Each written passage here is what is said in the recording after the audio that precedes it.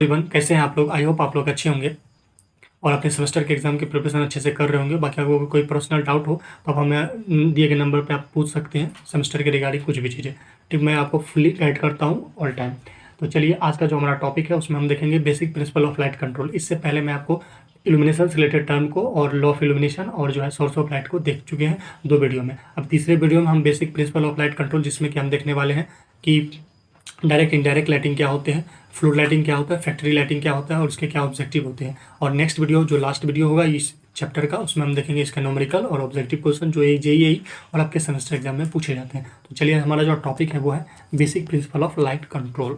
तो देखिए, basic principle of light control क्या कहता है कि सिंपली जैसे क्या होता है कि किसी भी सरफेस पे जब लाइट पड़ती है, ठीक है, when light fall on the surface then light energy gets. देखिए, या तो किसी भी सरफेस पे सपोज हमारे पास कोई भी सरफेस है, जैसे ये यहाँ पे, तो इस पर अगर हमारा क्या है कि लाइट अगर गिरती है तो 3 चीज़ें होगी। या तो ये लाइट रिफ्लेक्ट होगी, अगर ये सरफेस रिफ्लेक्शन वाला होगा, मतलब मिरर टाइप होगा, एक साइड कोटेड किया होगा, तो यहाँ क्या होगा, रिफ्लेक्शन होगा। एक होगा, जब भी लाइट किसी सरफेस पे गिरती है तो 3 चीज़ें होती है। या तो वहाँ रिफ्लेक्शन होगा, यानी लाइट जिस माध्यम में आई है उसी माध्यम में वापस लौट जाती है, उसी को हम बोलते हैं रिफ्लेक्शन। दूसरा क्या होगा, इसको छिड़ते हुए आर पार निकल जाएगी तो उसको बोलते हैं रिफ्लेक्शन। या तो ट्रांसमिशन होगा, इसी को बोलते हैं रिफ्लेक्शन, ये होगा। और तीसरा क्या होगा, अगर ये बॉडी ब्लैक है तो ये क्या होगा, सारे लाइट को क्या कर लेगा, अब्जॉर्ब कर लेगा। मैंने आपको भी बताया था पिछले वीडियो में कि बॉडी जैसा दिखता है एक्चुअली वो उस लाइट को रिफ्लेक्ट करने की वजह से दिखता है। तो मैं मान लेता हूँ कि ये हमारे पास एक ग्लास है, इस ग्लास पे जब ये लाइट, जैसे यहाँ बल्ब जल रहा है और ये से लाइट गिर रही है, तो या तो ये रिफ्लेक्शन होगा, या तो ये ट्रांसमिट हो जाएगा, या इस बॉडी इससे पूरे जो है लाइट को अब्जॉर्ब कर लेगी। तो 3 ही चीज़ होगी। वही चीज़ है कि जब भी लाइट किसी भी सरफेस पे गिरती है यानी कि फॉल होती है तो 3 चीज़ें होती है, या तो वो रिफ्लेक्ट होगी, या तो ट्रांसमिट होगी, या तो एब्जॉर्ब होगी। डिपेंड करता है नेचर ऑफ द सब्सटेंस या nature of the surface of the body, कि आप उस सरफेस का मतलब उस बॉडी का सरफेस कैसा है। तो ये 3 चीज़ें होगी। अब यहाँ पे बात करें, रिफ्लेक्शन 2 टाइप की होती है, एक स्पेरिकुलर या मिरर रिफ्लेक्शन, या फिर रेगुलर रिफ्लेक्शन। दूसरा होता है हमारा डिफ्यूज रिफ्लेक्शन। तो यहाँ पे आप देख सकते हैं कि ये जो हमारा है, ये हमारा जो चीज़ें हैं ये है रेगुलर रिफ्लेक्शन या मिरर रिफ्लेक्शन। रेगुलर रिफ्लेक्शन जो फॉलो करता है वो लॉ ऑफ रिफ्लेक्शन को फॉलो करता है, मतलब जितना एंगल यहाँ पे होगा इतना एंगल यहाँ पे होगा। तो ये सब आप लोग 10th में पढ़े होंगे सिंपली। तो ये क्या है कि when the beam of light strike on a highly polish metal silver mirror then light reflect but not excreted. ये सिर्फ रिफ्लेक्ट होगी, एस्क्रेटेड चारों दिशा में नहीं फैलती है, सिर्फ एक ही पार्टिकुलर है। जैसे आपने देखा होगा, जैसे ये मानी मिरर है, जब यहाँ से लेजर लाइट गिराते हैं तो क्या होगा कि ये इस एंगल के, जिस एंगल के साथ वो आई है उसी एंगल के साथ जाती है, बाकी एस्क्रेटेड नहीं होती, रिफ्लेक्ट होती है सिर्फ। तो उसको बोलते हैं मिरर रिफ्लेक्शन या फिर रेगुलर रिफ्लेक्शन, ठीक है। और डिफ्यूज रिफ्लेक्शन में क्या होता है कि लाइट जो होता है हमारा स्कैटर्ड होगा, चारों तरफ दिशा में फैल जाता है। तो आप यहाँ देख सकते हैं कि ये ल्यूमिनस जो लाइट इंसिडेंट है, लेकिन ये क्या होगा, चारों दिशा में ये फैल जाता है। ये जो है जो डिफ्यूज रिफ्लेक्शन होता है वो लॉ ऑफ रिफ्लेक्शन को फॉलो नहीं करता है, क्योंकि जो जिस एंगल से आ रही है वो इस एंगल से नहीं जाके अदर एंगल में डाइवर्ट हो जाती है। नेक्स्ट वन होता है टाइप्स ऑफ लाइटिंग स्कीम। तो पहला है टाइप ऑफ लाइटिंग स्कीम में डायरेक्ट लाइटिंग, उसके बाद है सेमी इनडायरेक्ट, और फिर इनडायरेक्ट लाइटिंग है, फिर सेमी इनडायरेक्ट, उसके बाद है हमारा जनरल लाइटिंग। तो आइए फिगर के साथ यहाँ समझने का प्रयास करते हैं क्या क्या चीज़ें हैं।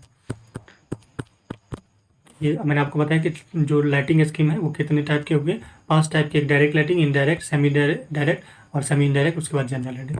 फिगर के साथ इसको समझने का प्रयास कीजिए। देखिए, ये हमारा डायरेक्ट लाइटिंग, पहले फोटो देख लीजिए। ये हमारा डायरेक्ट लाइटिंग, और ये हमारा इनडायरेक्ट लाइटिंग, और ये हमारा सेमी इनडायरेक्ट लाइटिंग, और ये देखिए ये चीज़ें जो है इनडायरेक्ट। अभी पहले आपको थोड़ा सा जो इसका डेफिनेशन है, जो टर्म है इनसे रिलेटेड, जो इसकी कहानी है उसको मैं आपको बता देता हूँ, देन इसको फोटो के साथ समझाने का प्रयास करूँगा।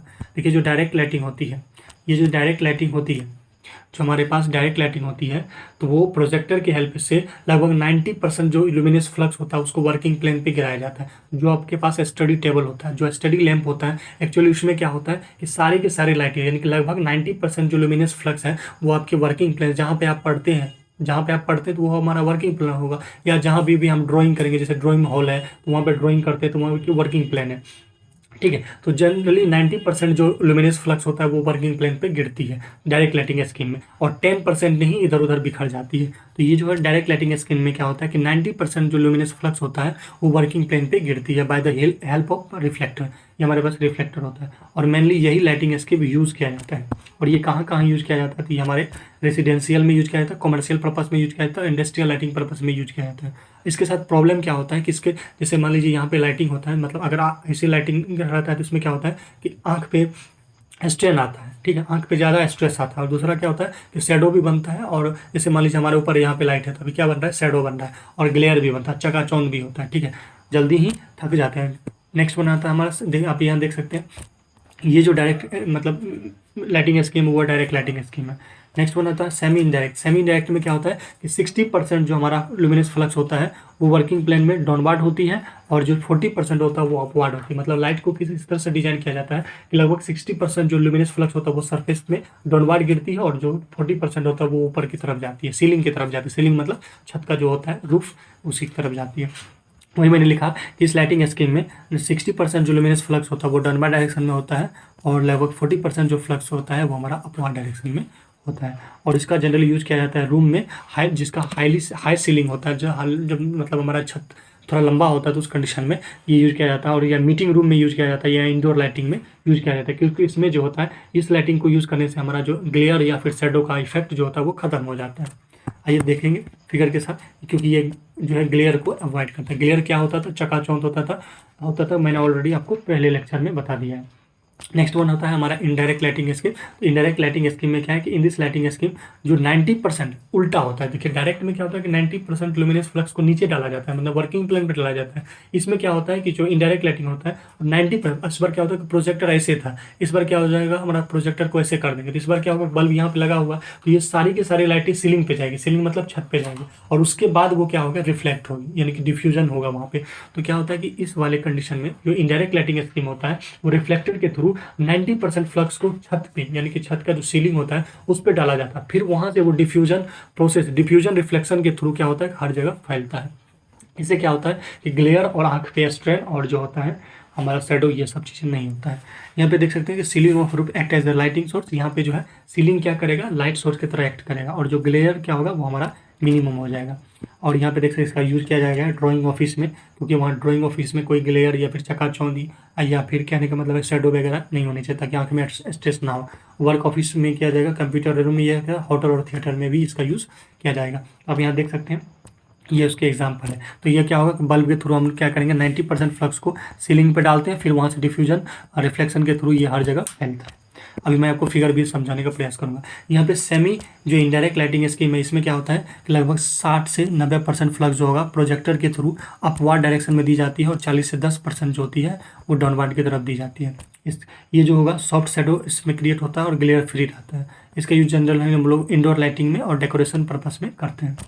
नेक्स्ट वन होता है हमारा जनरल लाइटिंग। तो जनरल लाइटिंग मतलब एक सिंपल सा बल्ब जो हर डायरेक्शन में हमारा लुमिनस फ्लक्स जाता है तो उसको बोलते हैं जनरल लाइटिंग स्कीम। तो जो मान लीजिए हम लोग घर में बल्ब यूज़ करते हैं नॉर्मल तरीके से, तो उसको बोलते हैं हम जनरल लाइटिंग स्कीम। तो lamp are made of the diffusing glass equal illumination in the all direction used in the fashion industry and photography. ठीक है, अब यहाँ फोटो के साथ इसको देख लीजिएगा तो देन आपको समझ में आ जाएगा। अब देखिए ये इंडोर लाइटिंग है, इसमें आपने देखा, ये देखिए इंडोर लाइटिंग है, सॉरी इनडायरेक्ट लाइटिंग है। तो इनडायरेक्ट लाइटिंग में क्या है, तो जो ये बल्ब जो जितना भी फ्लक्स होगा उसको हम पहले सीलिंग पे फेंकते हैं, सीलिंग पे देते हैं, और सीलिंग से वो डिफ्यूजन रिफ्लेक्शन के थ्रू क्या होता है हर तरफ फैलता है। इसके लिए क्या होगा, दीवार को हाईली पेंटेड किया जाना चाहिए। ये देखिए हमारा सेमी इनडायरेक्ट है। सेमी इनडायरेक्ट में क्या है, लगभग जो है 60 से 90% जो होता है फ्लक्स को ऊपर फेंका जाता है, मतलब ऊपर प्रोजेक्ट किया जाता है, और 40 से लगभग 10% जो होता है नीचे किया जाता है। ये आप देख सकते हैं फिगर के साथ। ये टाइप्स हैं हमारे लाइटिंग स्कीम के। तो पहला में मैंने आपको बता दिया डायरेक्ट लाइटिंग स्कीम है। इसमें क्या है ना कि 90% जो है प्रकाश को नीचे की ओर आता है, और 10% जो प्रकाश अन्य दिशा में फैल हो जाता है, और इसमें अधिक चकाचौंध जो होती है यानी कि चमक उत्पन्न होती है। तो ये वाला चीज़ फिगर के साथ देख लीजिए, ये क्या है हमारा डायरेक्ट लाइटिंग स्कीम है। नेक्स्ट वन जो हमारा है वो है सेमी डायरेक्ट। तो सेमी डायरेक्ट का ये कहानी है, लगभग जो है हमारा 60% जो होगा फ्लक्स नीचे हम डायरेक्ट करेंगे, और लगभग 40% जो होगा वो सीलिंग की तरफ जाता है। तो यही सब चीज़ें लिखना है, ज़्यादा रॉकेट साइंस इसमें है नहीं। नेक्स्ट वन हमारा इनडायरेक्ट में है। तो इनडायरेक्ट में क्या है कि बल्ब को सबसे पहले बल्ब जो है ऐसे लगाएंगे, और इस बल्ब से क्या करेंगे, पहले सीलिंग पे जो है पूरे फ्लक्स को डालेंगे लगभग 90%, और वहाँ से वो जो फ्लक्स होगा लुमिनस फ्लक्स होगा वो डिफ्यूज़ होकर पूरे रूम में फैलेगा। तो ये आप देख सकते हैं, ये कहानी क्या है इसका है इनडायरेक्ट लाइटिंग स्कीम का। नेक्स्ट वन जो हमारा होगा वो हमारा सेमी इनडायरेक्ट है। तो सेमी इनडायरेक्ट में आप देख सकते हैं जो शादी ब्याह में झूमर लगा हुआ रहता है वो हमारा सेमी इनडायरेक्ट लाइटिंग स्कीम के एग्जाम्पल है। और भी चीज़ें यहाँ पे फिगर के साथ देख सकते हैं। इसमें लगभग 60 से 90% जो होता है वो पहले हम छत की तरफ उसको फेंकते हैं और फिर वो डिफ्यूजन रिफ्लेक्शन के थ्रू पूरे रूम में फैलता है और हमें चीज़ें दिखती हैं। ये जनरल लाइटिंग है जिसमें जनरल लाइटिंग यूज किया जाता है। अब नेक्स्ट वन होता है फ्लूड लाइटिंग। तो गाइज ये जो फ्लूड लाइटिंग होता है, फ्लूड लाइटिंग का जनरली हम यूज़ करते हैं किसी भी बिल्डिंग के या मोनूमेंट्स के या फिर जो भी सरफेस एरिया है उनको मतलब ब्यूटी को इन्हांस करने के लिए। जैसे देखिए क्या है फ्लूड लाइटिंग क्या है, सोर्स ऑफ वाइट लाइट है, एक सोर्स ऑफ वाइट लाइट है which is flooding on the large surface area for powerful projector is called flood lighting. तो फ्लूड लाइटिंग का जनरली जो यूज किया जाता है एस्थेटिक पर्पस के लिए किया जाता है कि बिल्डिंग के ब्यूटी को इन्हांस करने के। जैसे कि आप देखे होंगे कि जो ताजमहल के अगर घूमने गए होंगे तो ताजमहल के चारों साइड से इस तरह से प्रोजेक्टर में जो है बल्ब लगा रहा था, उसी को बोलते हैं फ्लूड लाइटिंग।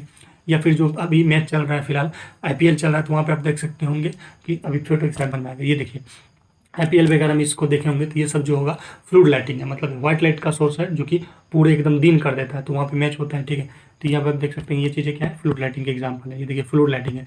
और जो है स्पॉट लाइटिंग सब के भी जो क्या है फ्लूड लाइटिंग है। तो जो आपने देखा होगा शूटिंग वगैरह चलता है फिल्म का तो वो सब लेके घूमते रहता है तो वो जो होता है हमारा फ्लूड लाइटिंग होता है। तो फ्लूड लाइटिंग क्या है, एक वाइट सोर्स लाइटिंग होता है जिसका जनरली यूज़ हम लोग करते हैं बिल्डिंग के ब्यूटी को इन्हांस करने में नाइट के टाइम में। ठीक है, और इंडस्ट्री या कमर्शियल पर्पज से भी इसका यूज होता है, आप देख सकते हैं। ठीक है, रेलवे यार्ड में होता है, स्टेडियम में होता है, कंस्ट्रक्शन साइट में इसका यूज किया जाता है और एडवर्टाइजमेंट पर्पज से भी इसका यूज किया जाता है फॉर इल्यूमिनेटिंग एडवर्टाइजमेंट बोर्ड और शोकेस, यानी कि जो बोर्ड होता है उस बोर्ड को चमकाने के लिए भी हम क्या करते हैं इल्यूमिनेशन लाइट के यूज़ करते हैं। फैक्ट्री लाइटिंग नेक्स्ट वन है। तो आई होप ये फिगर आप देखते हैं ये सब जो क्या है फ्लूड लाइटिंग है। अब यहाँ पे लास्टली हम देखते हैं क्या है कि हमारा टाइप्स ऑफ इंस्टॉलेशन। तो टाइप्स ऑफ इंस्टॉलेशन से पहले हम देख लेंगे फैक्ट्री लाइटिंग क्या है। तो फैक्ट्री लाइटिंग में पहला जो जनरल रिक्वायरमेंट है कि फैक्ट्री लाइटिंग का कि जो हमारा इल्यूमिनेशन वर्किंग प्लेन पे सफिशिएंट तरीके से होना चाहिए और यूनिफॉर्म डिस्ट्रीब्यूशन होना चाहिए इल्यूमिनेशन का। नेक्स्ट वन शैडो और ग्लेयर से फ्री होना चाहिए और इजी टू क्लीन होना चाहिए और अवॉइड स्ट्रेस होना है और आँख पे ज़्यादा चकाचौंध या स्ट्रेस नहीं पड़नी चाहिए। अब देखिए टाइप ऑफ इंस्टॉलेशन में एक जनरल इंस्टॉलेशन आता है, दूसरा लोकल लाइटिंग इंस्टॉलेशन आता है, उसके बाद हमारा इमरजेंसी लाइटिंग इंस्टॉलेशन आता है। अब नाम से इसका मतलब है कि जनरल लाइटिंग में क्या होता है कि एक ही जगह पे बहुत सारे बल्ब लगा के हम लोग यूज़ करते हैं। जनरल लाइटिंग यूज शादी ब्याह में यूज़ किया जाता है। फिर लोकल लाइटिंग है install where fairly intense illumination is required, जहाँ जहाँ पे नीड होता है कि यहाँ पे इल्यूमिनेशन ज़्यादा चाहिए वहाँ पे हम इंस्टॉल करते हैं तो वो होता है लोकल लाइटिंग इंस्टॉलेशन। और इसमें क्या होता है कि लैंप को माउंट किया जाता है रिफ्लेक्टर के थ्रू ताकि जो है ग्लेयर और जो है क्या शैडो वे ये वगैरह ना हो। नेक्स्ट वन होता है इमरजेंसी लाइटिंग जो इंस्टॉलेशन होता है उसका जनरली यूज हम लोग जो नॉर्मल लाइटिंग स्कीम होता है उससे हट के किया जाता है। कि सपोज बोल रहे जो लाइटिंग स्कीम है चाहे लोकल हो जनरल वो अगर ऑफ हो जाए तो उस कंडीशन में हम यूज़ क्या करेंगे इमरजेंसी लाइटिंग का।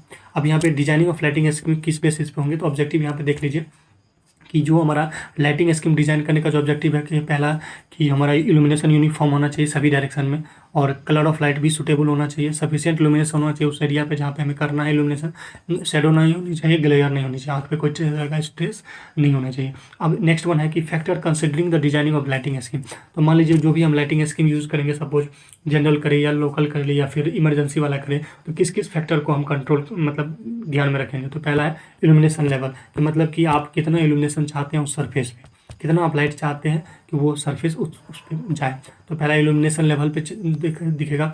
उसके बाद यूनिफॉर्म इल्यूमिनेशन होना चाहिए, शैडो और ग्लेयर को भी ध्यान में रखना है।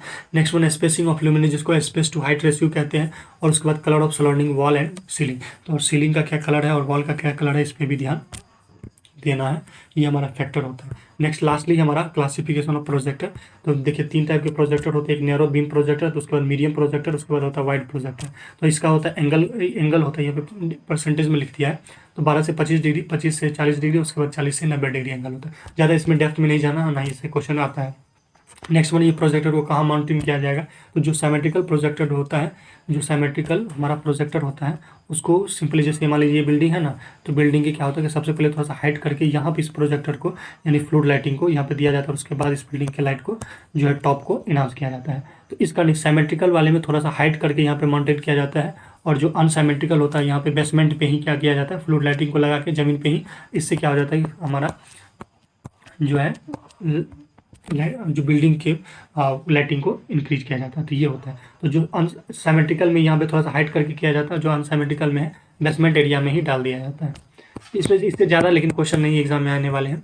और इल्यूमिनेशन लेवल है कि भाई ऑफिस का इल्यूमिनेशन लेवल कितना होना चाहिए, और JEE exam point of view से इंपॉर्टेंट है। बाकी इसका आपके सेमेस्टर से कोई लेना देना नहीं है। स्कूल का क्या इल्यूमिनेशन होना चाहिए, इंडस्ट्री का क्या होना चाहिए, शॉप का, होटल का, हॉस्पिटल का, ये सारी चीज़ें यहाँ पे मेंशन की गई है। तो आप लोगों के कहने पे ये जो लेक्चर है कंप्लीट हो चुका है आपका, और आपके इंटरनल एग्जाम के लिए बेस्ट ऑफ लक। आप इतना करके आप अपना यूटी जो है यूनिट टेस्ट दे सकते हैं और कोई इशू नहीं आएगी। और थोड़ा सा वीडियो लेक्चर जल्दी बना और डिले बना, तो इसके लिए आप लोगों से सॉरी चाहूँगा।